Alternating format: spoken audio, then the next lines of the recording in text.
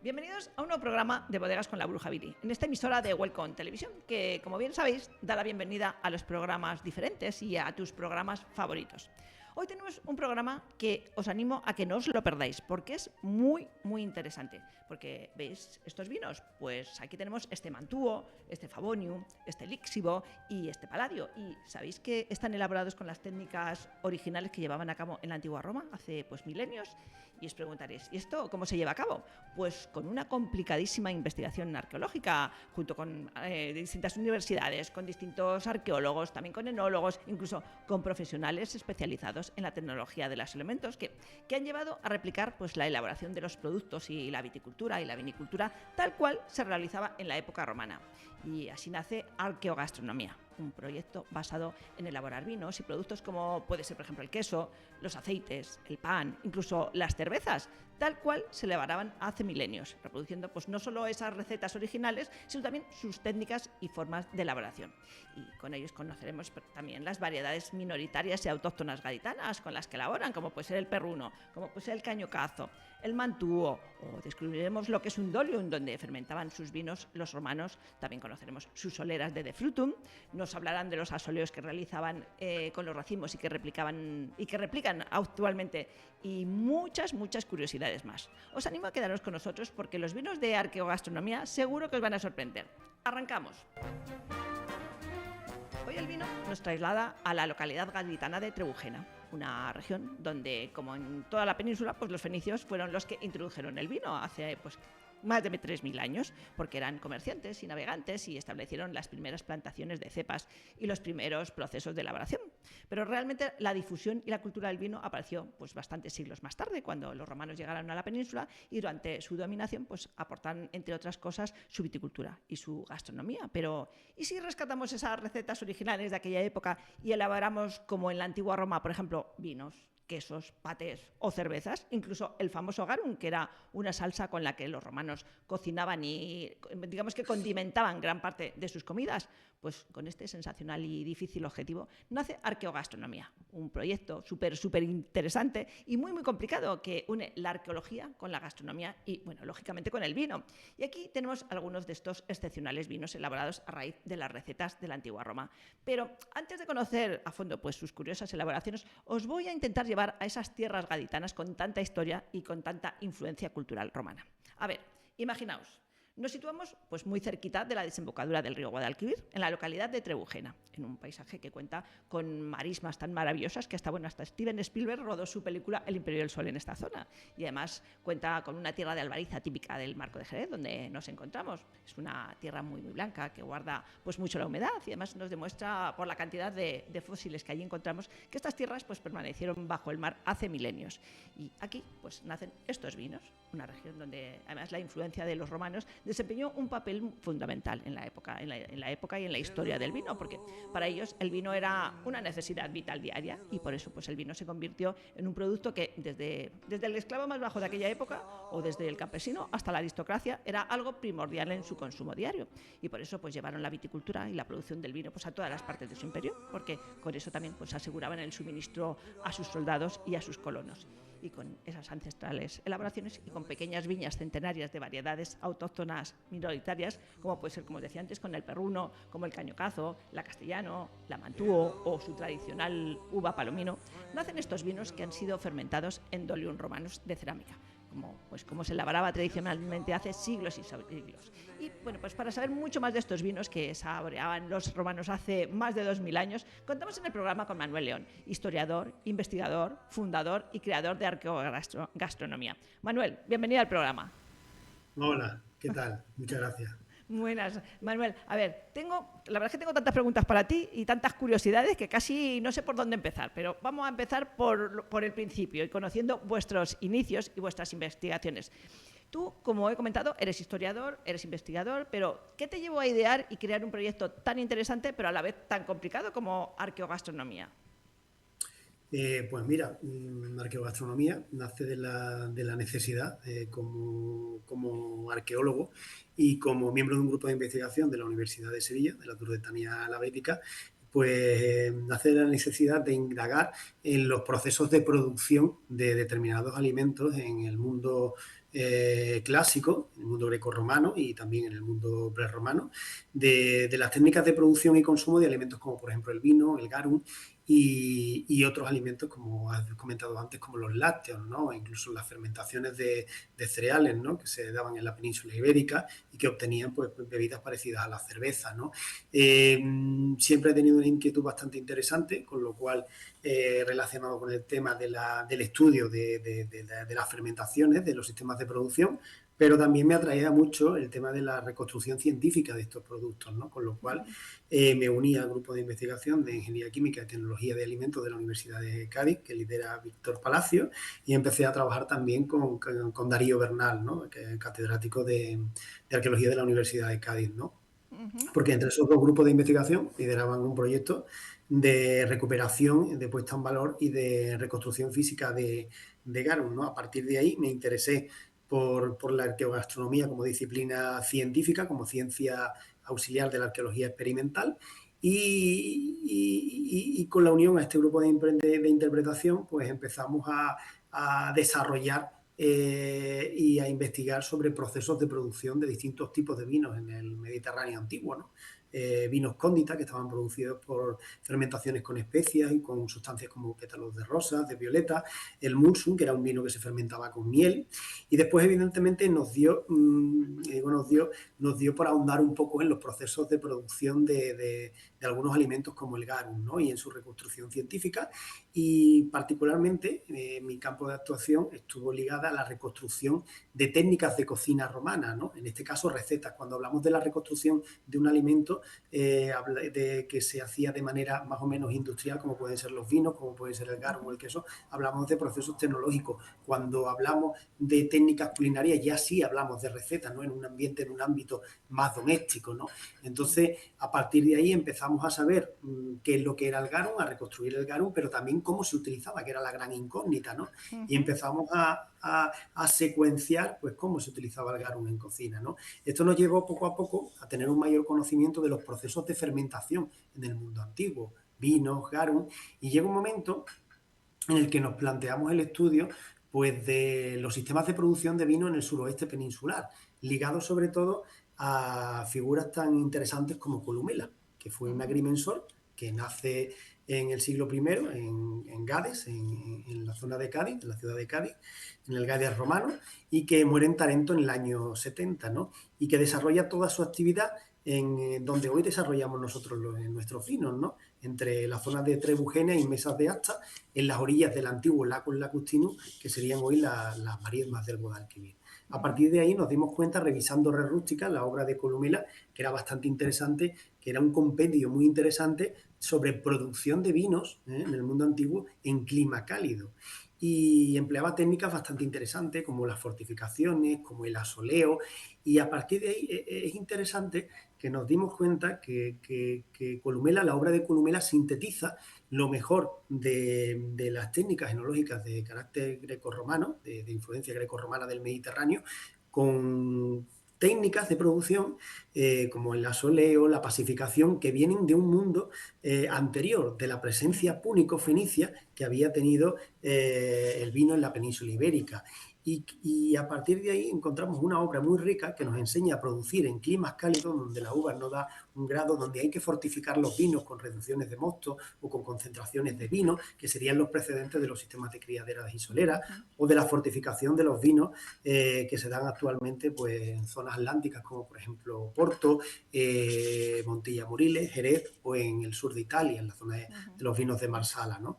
Y nos pusimos manos a la obra, empezamos a trenzar, digamos, todo el proceso tecnológico de producción y hacer ensayos en distintos tipos de contenedores, recuperando los contenedores antiguos con la misma composición de pasta y a reproducir esas técnicas de producción de vinos de época romana. Y así, bueno, este es el resultado. Pues ahora, si te parece, vamos a ir, digamos que desgranando esas elaboraciones ancestrales de hace miles de años que tú reproduces actualmente. Y para comenzar, a ver, para mí el vino nace en el viñedo, con lo cual imagino que para un proyecto así lo primero que te propones es conseguir viejas viñas que contengan pues variedades autóctonas, porque, bueno, cuentas con cepas de variedades muy minoritarias, como las que he nombrado antes, pero también tienes Sí. algunas más. Cuéntanos, ¿cómo desarrollas esa búsqueda y esa selección de viñedos y de vidueños, que son esas viñas que tienen distintas variedades, para elaborar tus Ujú. vinos? Bien, en cuanto a la selección de la zona de los viñedos, queríamos producir en la misma zona en la que Columela, el agrimensor romano, desarrolló la mayor parte o la parte inicial de su obra, ¿no? Entre la zona entre el Lacus Lacustino, el antiguo Lacus Lacustino, las actuales marismas del Guadalquivir y mesas de asta, ¿no? Para con lo cual encontramos unos suelos de albariza con una formación de materia orgánica más nueva, que son el lustrillo, son suelos de albariza y de lustrillo, que él ya en su obra rústica describía los distintos tipos de suelos, los distintos tipos de viñas. Nos ¿El parece lustrillo que es muy diferente interesante. a la albariza El, o es un tipo el de lustrillo albariza? es una materia orgánica más nueva. Nosotros tenemos suelos de albariza de lentejuela y lustrillo, ¿no? Y tiene una mayor carga de materia orgánica. Son suelos más nuevos que Ajá. se dan en la zona de Trebujena, también en la zona de Chiclana, ¿vale? Ujú. Y dan unos vinos pues aromáticos, finos. Y además es interesante que en esta zona pues han pervivido por mor del repartimiento en época medieval y también por la configuración de minifundios en los cuales se establece el repartimiento poblacional en la zona de Trebujena, pues hay un sistema de propiedad de pequeños minifundios, de parcelas de lanzadas que han guardado celosamente los agricultores de la zona estas variedades autóctonas, ¿no? Que algunas de ellas prefiloséricas del marco de Jerez, ¿no? Variedades como por ejemplo perruno, cañocazo, Ujú. mantúo, y es interesante que estos pequeños agricultores con los que hemos contactado a través de la cooperativa Albarizas de Trebujena, pues conservaban aún este tipo de viñas, ¿no? Ujú. Algunas de ellas con más de 90 años, ¿vale? Particularmente en dos pagos, ¿no? El pago de Peñajorá y el pago del Duque, ¿no? A partir de ahí hicimos una selección de viñas, decidimos mantener la unicidad porque los campos tienen prácticamente, las parcelas tienen a lo mejor 4 líneas de perruno, 2 de castellano, uno de mollarcano, algunas viñas de cañocazo y de barcelonés, que también que no es una uva blanca, que es una uva tinto, que es entreverada. Y claro, son variedades muy aromáticas, con una particularidad frutal totalmente distinta a las del palomino, pero que son variedades tardías que se recogen en septiembre.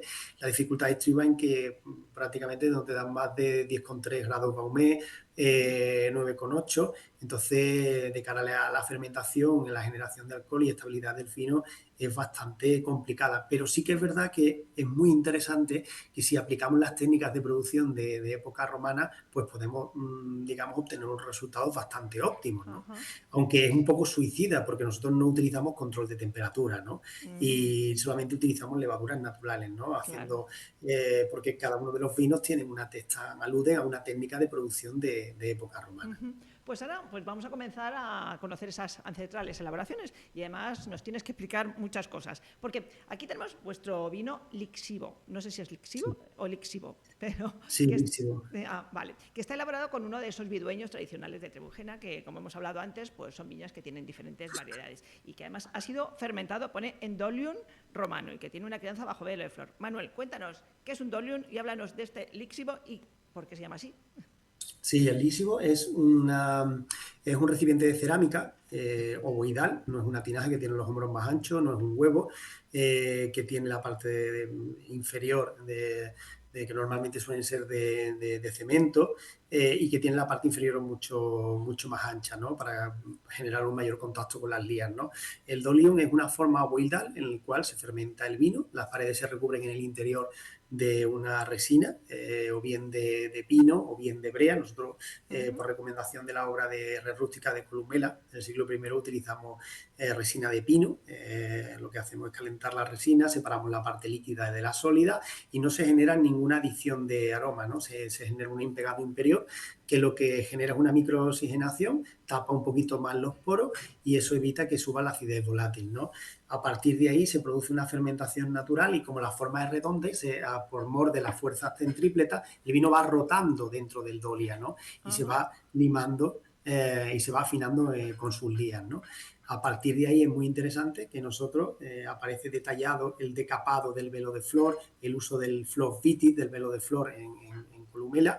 Incluso, por ejemplo, en su historia natural, Plinio dice que hay que decapar el velo de flor y si no tienes algunos problemas y que pueden generarse levaduras nocivas como la pichia o la cándida y que dan mal olor y que tienen tonos rojizos y pestilentes y generan pestilencia. Y a partir de ahí lo que hacemos en este vino es aplicarle esa técnica de crianza biológica con velo de flor dentro del loria en sus propias lías y lo que hacemos es generar, digamos, un vino líxido, un vino que es que está hecho con la primera fracción de mosto, ¿no? Nosotros lo que hacemos es estrujar la uva y a partir de ahí como el vino trabajamos. yema, que le diríamos hoy en día.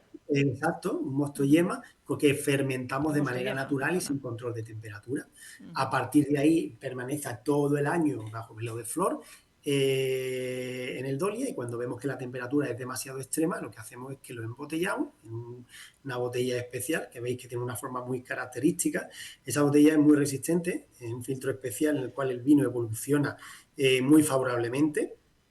La primera añada fue en 2020-2021 y se conserva bastante bien. El vino evoluciona de una manera magnífica, acrecienta las notas salinas, tiene notas de reducción, pero muy, muy redondeadas. Y es interesante que esa forma es la misma, escogimos esa forma, además por la robustez y porque el vino evolucionaba de una manera muy interesante, porque tiene la misma forma, salvo dos pequeñas asas, que tiene la única botella que se conserva hoy en día de vino de época romana del siglo III en el Museo de Spee en Alemania. Qué curioso. Con lo cual lo que quisimos ser fieles incluso a la forma y al encerado final de obturación del cierre de la botella. Pues fantástico. Pues ahora continuamos con este vino Favonio, que es un vino también bajo crianza, bajo velo de flor y que se elabora también con uno de esos vidueños. Pero pones en la etiqueta que está, fermentado en un único dolium y que ya sabemos lo que es, pero que se ha elaborado con una solera de frutum y que con las indicaciones de Lucius, Junius, Moderatu, Columela. Bueno, yo te pregunto todo. A ver, ¿qué es eso de solera de frutum? Que, bueno, Lucius ya nos has hablado un poquito, pero cuéntanos un poquito más y háblanos de esta elaboración de este Favonio. ¿Y quién era Favonio? Pues Favonio, en latín, el Favonio es el viento de poniente, el viento favorecedor, el viento que hace que los frutos sean prolíficos, que las viñas crezcan, digamos, de forma directa y que generen sus frutos y generen buen vino, ¿no? Es interesante que en la mitología grecorromana es el viento favorecedor, ¿no? Es el viento de poniente y queríamos rendir homenaje a la agricultura y al mundo agrícola antiguo con este nombre. Es un vino complejo, al igual que el lísigo está hecho con vidueño, respetando la unicidad de la parcela. Toda la uva no es un cupage como el lísigo, sino que todas las distintas variedades de uva se mezclan y se prensan en este caso es prensado, el otro es estrujado, en una prensa vertical manual, con lo cual tiene un rendimiento de menos del 50%. Y es interesante que cuando está fermentando el vino se le añade una pequeña reducción de solerade de fruto, que es una especie de vino reducido que se fermenta con membrillo, raíz de lirio y fenogreco. O sea, Según el la de frutum no es técnica, una reducción de vino. sí, es una reducción de vino. Esa reducción de vino lleva en su composición no solamente mosto, sino lleva fenogreco, raíz de lirio y también membrillo asado. Y era un producto que servía para generar evolución y desarrollo organoléptico en los vinos, ¿no? Además, es interesante que se pone una pequeña proporción en el vino cada cierto tiempo y lo que hacen las levaduras es, como este vino tiene una alta carga de azúcares, tiene graduación y azúcares, pues van aumentando, las levaduras van tomando esos azúcares, van aumentando la carga alcohólica de manera paulatina. Además, con una técnica que a mi modo de ver me parece muy interesante ya en el siglo I, lo mismo que las fermentaciones del garum, ¿no? Porque es la cantidad suficiente para que las levaduras puedan digerir esos azúcares, pero que no atraigan a bacterias lácticas o acéticas.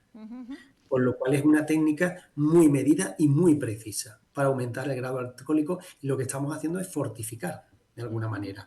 Y al final también evidentemente se pasa por un asoleo, es decir, hay un asoleo de 4 o 5 días por recomendación de Columela, porque estas variedades tienen generan muy poco grado Baumé, y a partir de ahí pues de un 9,8, 10,3 se pasa aproximadamente a 12,5, 12,7.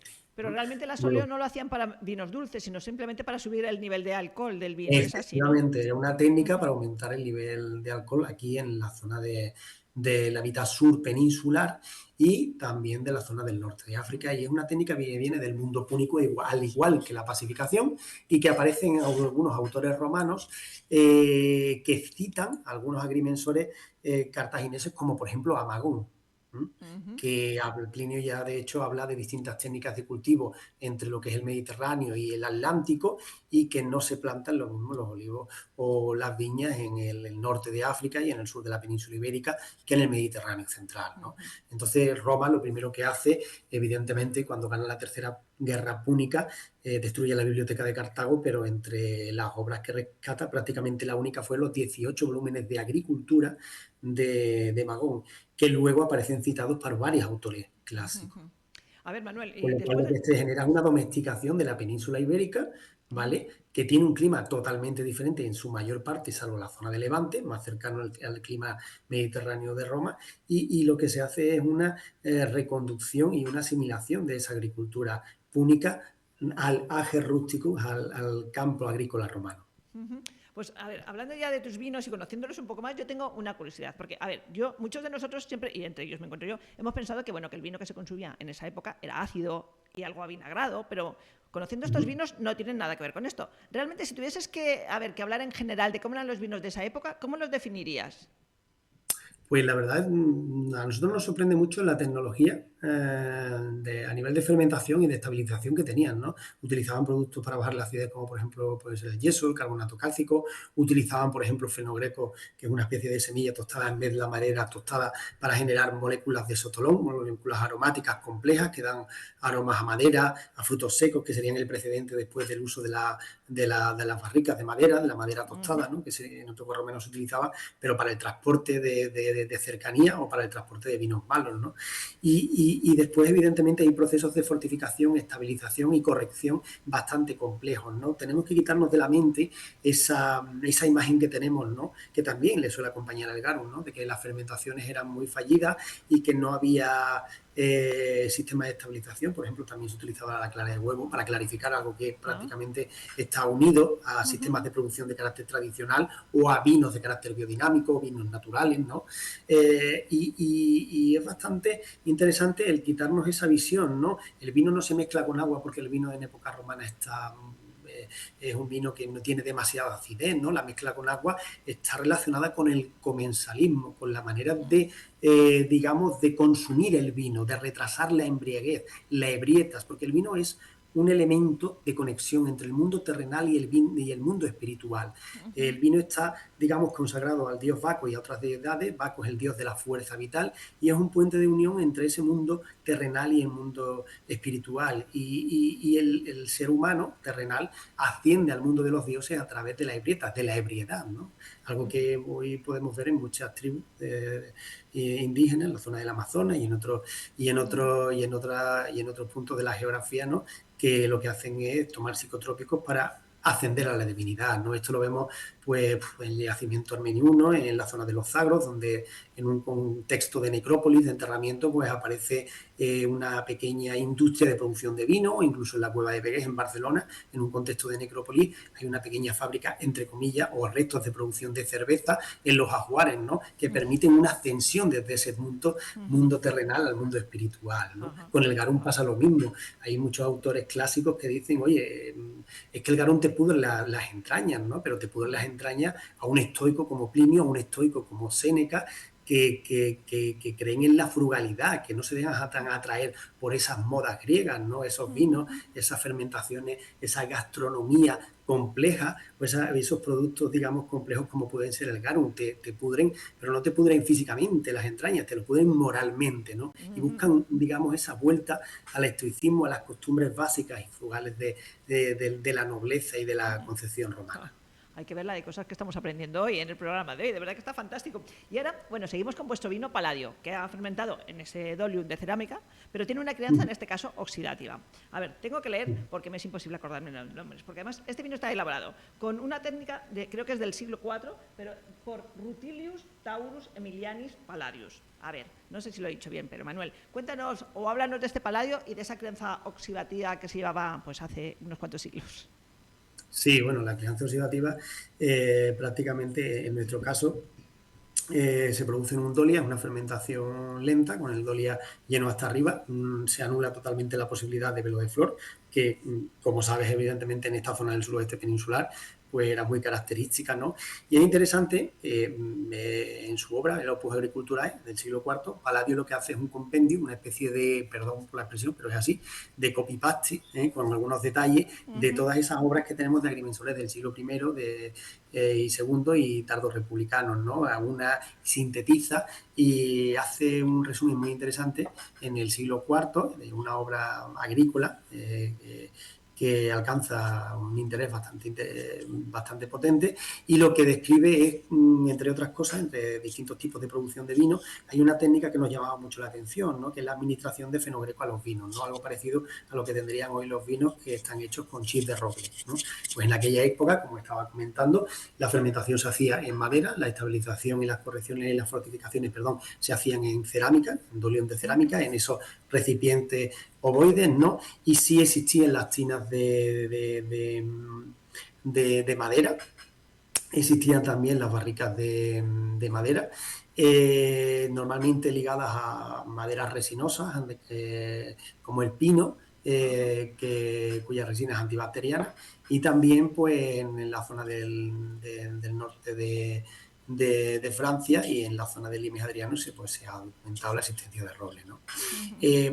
En este caso es interesante que, como ya hemos comentado antes, que previo a este uso de la madera, porque la madera se utilizaba en transporte de cercanía y para vinos que tenían no muy buena calidad, ¿vale? Los vinos buenos se fermentaban en cerámica y se transportaban en larga distancia, eran objeto de exportación y deseo en ánforas, ¿no? Que también eran recipientes de cerámica. A la ánfora se le ponía una pella de yeso en el interior para estabilizar, para regular la acidez y para que no se estropeara el vino.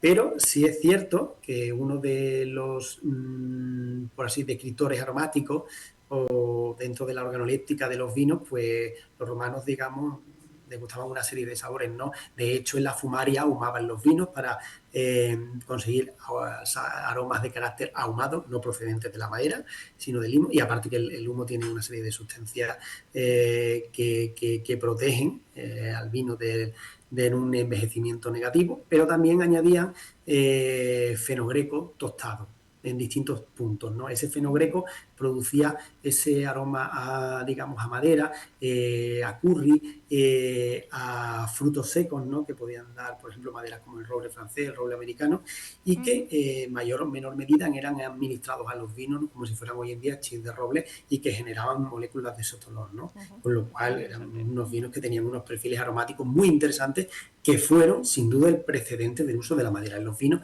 y los diferentes puntos de tostado de las barricas. Pues ya por último tenemos este Mantuo, que tiene una crianza bajo velo de flor estática en los dolium. A ver, Manuel, me gustaría que nos hablases de qué es una crianza estática y además, que está con asoleo de unos días, como has comentado tú, con esa técnica. Háblanos un poquito de este vino, que es la crianza estática, y por qué se llama Mantuo.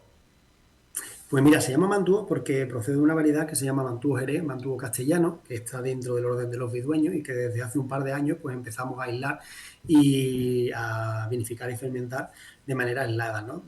Para ver si podíamos tener un monovarietal interesante, ¿no? Pues se destaca por sus aromas de manzana asada, de pera, y claro, como es una variedad también muy compleja de fermentar, nosotros, como te he comentado antes, trabajamos con levadura natural, levadura salvaje, y con velo de flor, Ujú. menos el paladio, que va en oxidativa, intentamos evitar el velo de flor.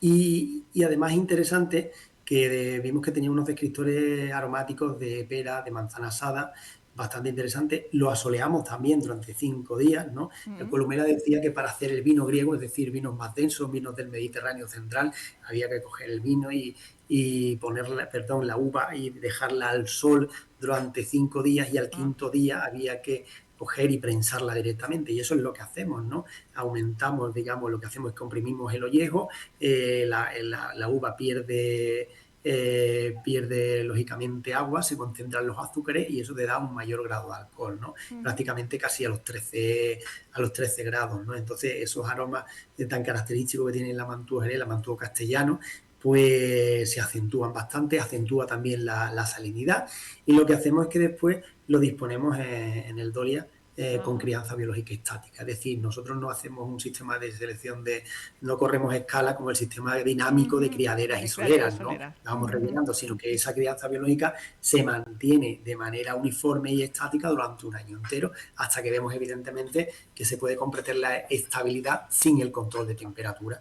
Pero ya el vino prácticamente está en crianza biológica, se ha vuelto punzante, es salino, tiene también esos azúcares que han derivado en alcoholes con esas notas de potencia aromática, que lo pudisteis probar allí en el Salón de los Vinos Radicales, y Ujú. la verdad que es un vino bastante glicérico y un vino bastante interesante. Ah. Y es la apuesta, digamos, por recuperar y para poner en valor una de esas variedades en las que nos parecía que tiene un rendimiento bastante interesante. Sí que existen vinos, por ejemplo, de monovarietales de perruno, sobre todo en la Sierra de Cádiz, ¿no? Que tienen unas Ujú. notas, digamos, del perruno se caracteriza, una de las variedades que trabajamos, que tiene unas notas cítricas bastante interesantes, ¿no? Pero en este caso queríamos destacar esos frutales que nos parecían una maravilla, ¿no?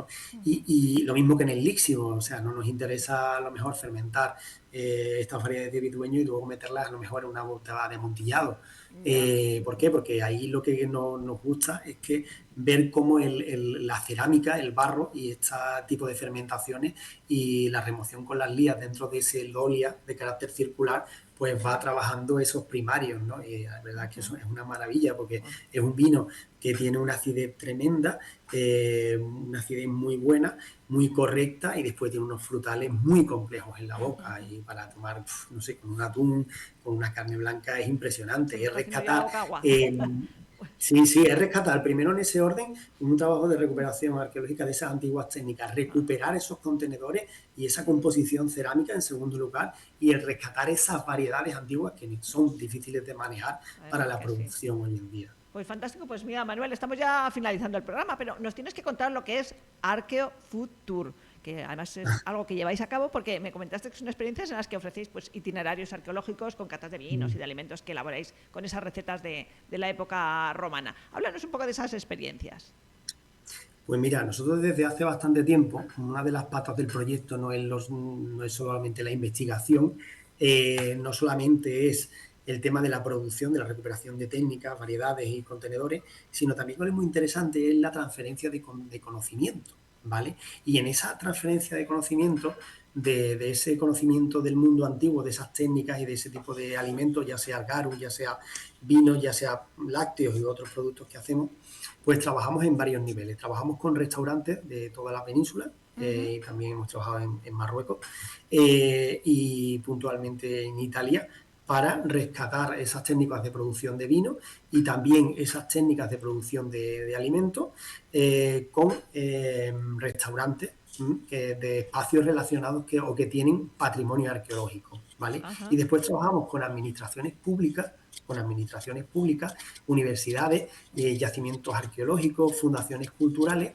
y lo que hacemos en un yacimiento arqueológico, hacemos una visita a ese yacimiento arqueológico y explicamos el pasado en yacimientos que son factorías de salazones, bodegas antiguas, celas binarias, espacios de consumo de esos vinos, de esos salazones, de platos de técnica gastronómica de época romana, como por ejemplo un triclinium de una domus, un oecus, un hortus, de donde hay a lo mejor una exedra donde se consumen los alimentos de manera circular y los comensales están dispuestos de manera semicircular, es decir, hacemos una visita a esa ciudad romana, a ese yacimiento, o hacemos una conferencia en un museo, en una fundación, o impartimos clases en un máster, y después hacemos una cata científica, es decir, reforzamos el conocimiento y la visita a esos lugares con una cata de determinados alimentos que nosotros, o sea, allí puede ser una cata de vino, de distintos tipos de garum, de distintos tipos de queso, o de platos que están hechos con técnicas de cocina romana. Y ya son muchos los restaurantes que trabajan con nosotros, más de 40 yacimientos arqueológicos en toda España, y también lo que hacemos, aparte de desarrollar esa metodología de trabajo que nosotros llamamos Arqueofood Tour, que es visita a un yacimiento arqueológico más cata científica, lo que hemos hecho es abrir una ventana didáctica en el centro de Sevilla, y justamente encima, 5 metros encima del yacimiento Antiquarium, que es una especie de gran yacimiento donde se puede visitar el mayor recinto de restos arqueológicos sobre la Sevilla romana.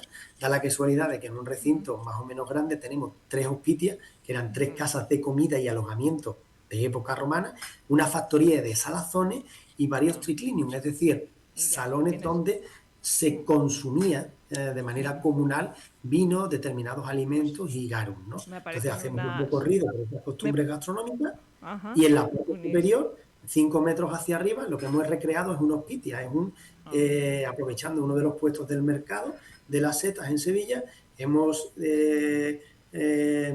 reconstruido cómo era una antigua casa de comida, con la barra, con las mismas decoraciones, con los alzados de estucos, de paneles llenos de bodegones romanos, y ahí lo que hacemos son catas, y tenemos una carta de 3 o 4 páginas en los que fusionamos la gastronomía actual con las técnicas de cocina del Mediterráneo antiguo y maridamos con los vinos. Pues me parece fantástico. Mira, ya nos hemos pasado la hora, pero bueno, tenemos que ya finalizar el programa. Y te voy a hacer una pregunta un poco difícil, porque si tuvieses que armonizar estos vinos tan ancestrales con música, ¿qué canción o qué música elegirías? Y cuéntanos el porqué. Así muy rápido, porque ya nos hemos pasado un poco de tiempo. Escogería Fenicia, de Paco Cepero, porque la verdad es que nos caracteriza un poco, digamos, esos paisajes del sur, con ese toque de guitarra, pero también porque es una canción que muestra un poco el sentimiento, los orígenes, las raíces y el desarrollo de esa crisol de culturas que es el Lacus Lacustinus, poblado por fenicios, romanos y después, evidentemente, por Al-Ándalus. Vale, pues me parece fantástico, pues con la armonía de los vinos de Arcogastronomía y la música nos despedimos. Manuel, de verdad que ha sido un placer tenerte en el programa y haber aprendido tanto de la cultura romana, que además fue una parte de nuestros días, aunque sea actualmente también, o sea que me ha faltado de verdad que programa para seguir preguntándote, pero espero volver a verte, y aquí tienes pues tu casa para cuando quieras volver.